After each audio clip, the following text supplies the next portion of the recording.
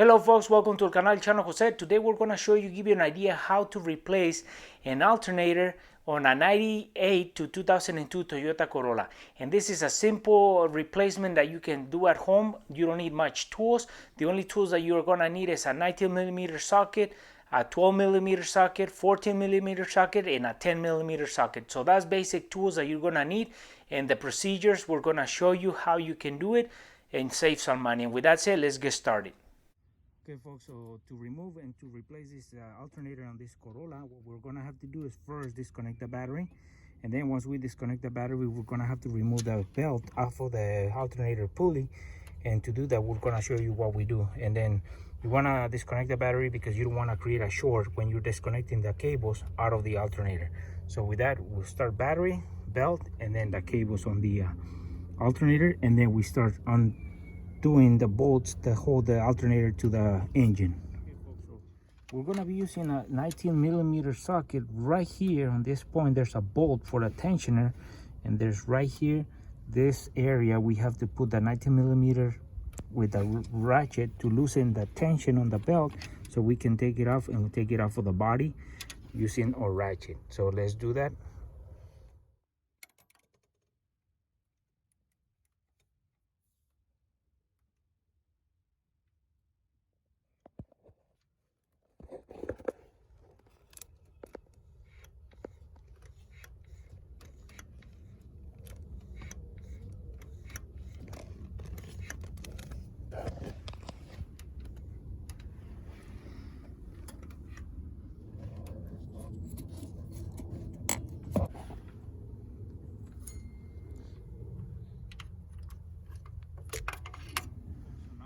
Remove the tension of the belt, and we have taken it off of the pulley on the alternator.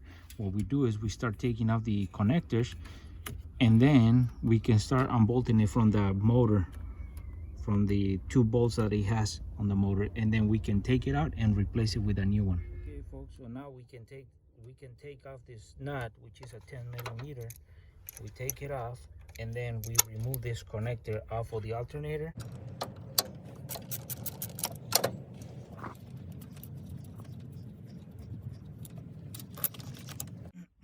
Okay folks, so now we can unplug this. Once we unplug this one with a 10mm, we unplug this connector back here. We press right here in, and then we slide it away so we can unplug it.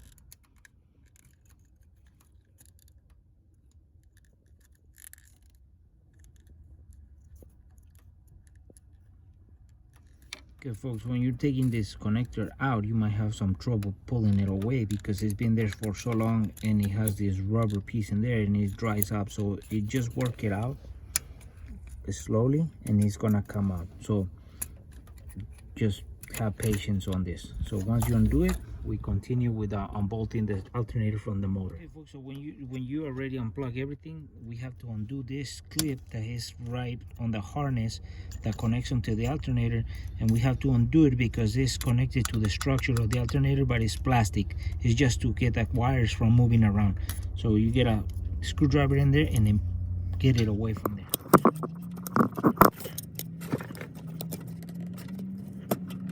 Clipping my brake, so we're gonna have to use a zip tie to keep them in place next time, because they're from the factory. They put those and they break and dry out. So now once we do that, we can pull the two bolts off that hold the body of the alternator to the motor. The bottom bolt is a 14mm bolt, and this is a 12mm bolt, so we got to take them all out. I will take the bottom one first out, and then we'll take the top one off.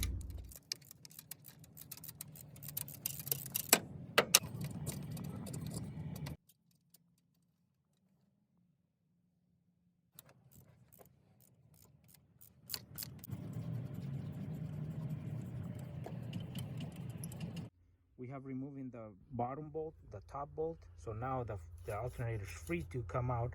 So we just work it out slowly, and we be careful with this with the wires, so we don't rip them off while we're doing that. So slowly, and be careful with the AC line as well.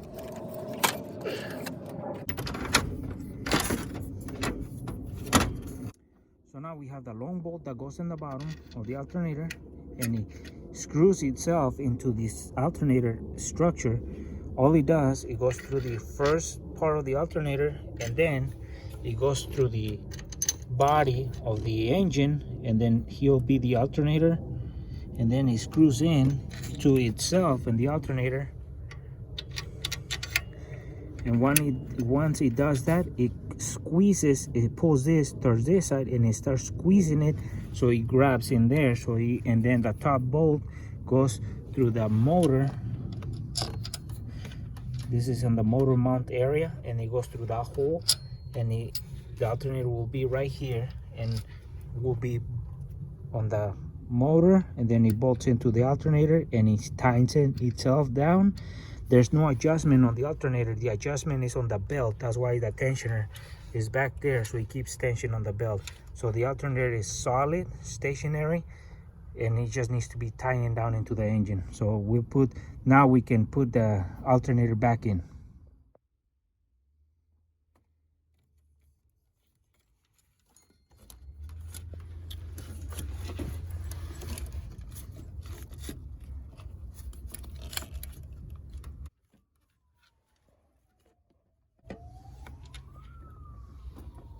Now that we have put the alternator back in, what we do is we put the top bolt, which is a 12 millimeter.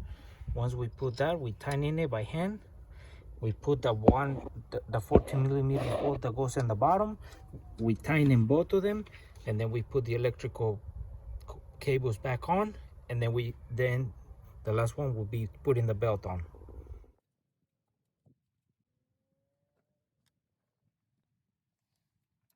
So now, folks, in the bottom bolt, you're gonna have to guide that top one first, put it on, let it loose, and then you're gonna have to find a way to guide the other one in the bottom. So you're gonna have to play with the alternator a little bit back and forth until you can cross it through the body of the alternator, and then you can start bolting it down.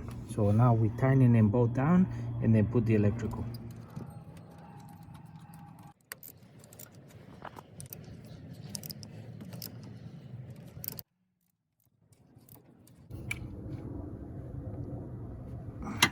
For the top bolt, I use a 12 millimeter short socket, and for the bottom one, I use a 14 millimeter long socket. So you don't need the short one, because the ratchet will hit the pulley, so you want to extend a little bit out so you can work on it. But the top one, you can use a short socket. So what we can do now, when we tighten the bolts, we can put this connector that goes right here, and then this one gets a tightening down with a 10 millimeter nut. So we put that one on, tighten it, and then we can put our side connector that goes right there. So this one that goes right in the side. So we tighten this first, and then we put that, or you can put that one and tighten this.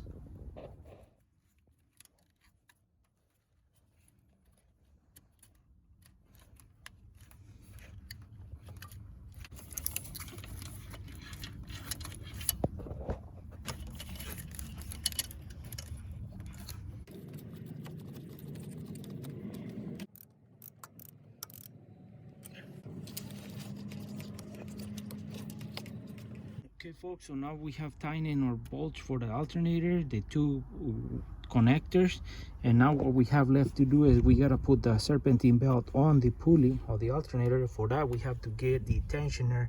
We have to loosen the tension like we did on the beginning. So we gotta loosen so the belt can come over and slide over the pulley, and then that should finish the process.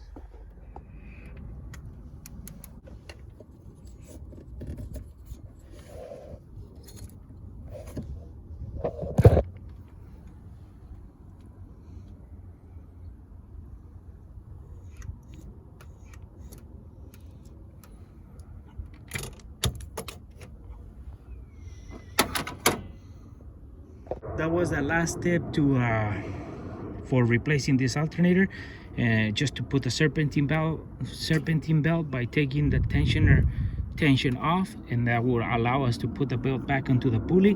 Make sure that your belt is all following the pattern and it's not slightly off, because it will spit it out as you spin the engine. And don't take it off anywhere else other than just the pulley from the alternator, because otherwise you have a hard time figuring out where it goes.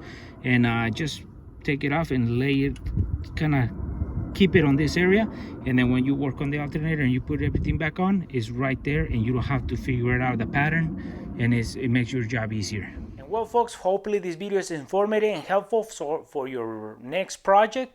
And it's a pretty simple, and it doesn't require removing other parts or components from the engine, because it's right there as soon as you open your hood.